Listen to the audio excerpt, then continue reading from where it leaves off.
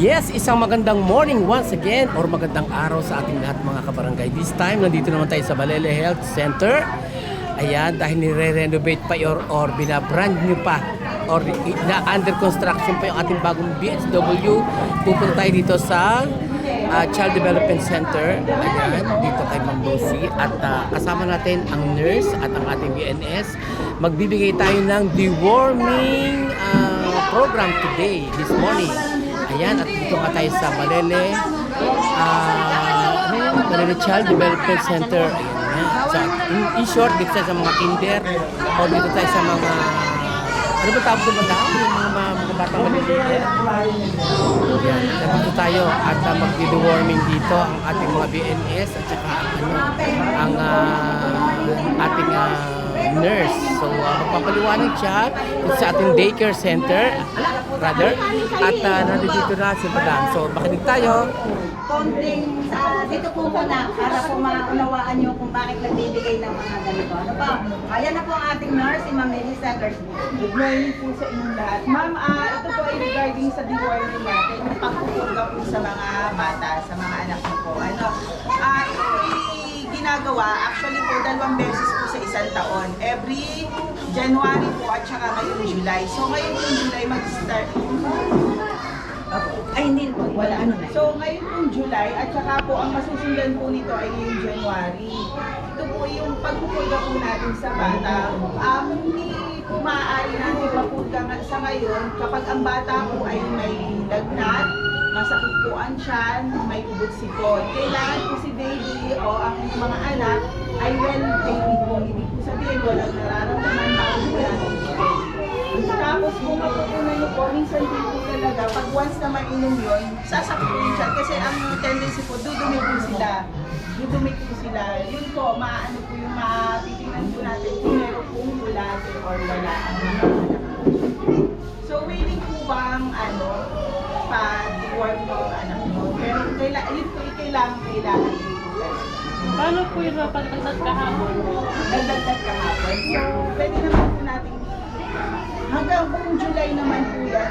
Pag talaga kung magaling na sila. Nagdagdag po kahapon eh.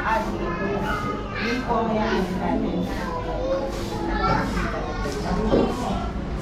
Karagdagan ba? Siyempre nga sinabi ni Ma'am yung kailangan ay walang nararamdaman kahit ano. Tapos kapag ganito, kapag merong halimbawa binigyan namin ng purga at meron kayong concern, kumbaga yung hindi normal sa bata, kumbaga, ay pwede namang ipag-alam niyo sa amin at ating dadalhin sa kinaukulan sa taas. Pero huwag kayong matatakot. Halimbawa, at medyo sumakit lang ng konti ang tiyan, okay lang yon, wala namang problema doon. O halimbawa, lumabas ang bulate, mabuti, thanks God tayo at lumabas. Kasi nga, kung pag hindi yung nakalabas, ang tendency noon, yung bitukan ng bata, siyang ambulate ang susundot, kakainin yun eh. Kaya dapat, pinupurga natin ang mga bata. Actually, dapat 1 year old and above.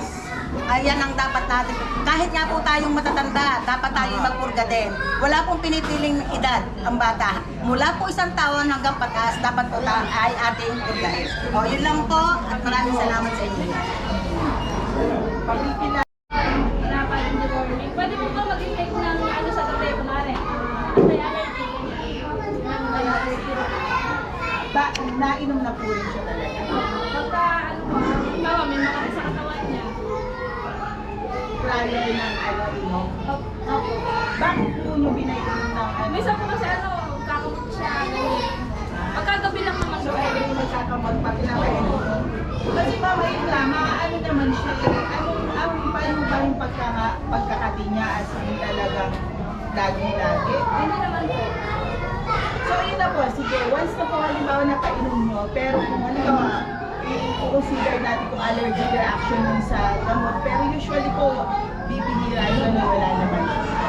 Pero before pa, Ma'am, nangangatin na yung kanya. Before na nakakate. So, Ibig sabihin, meron na.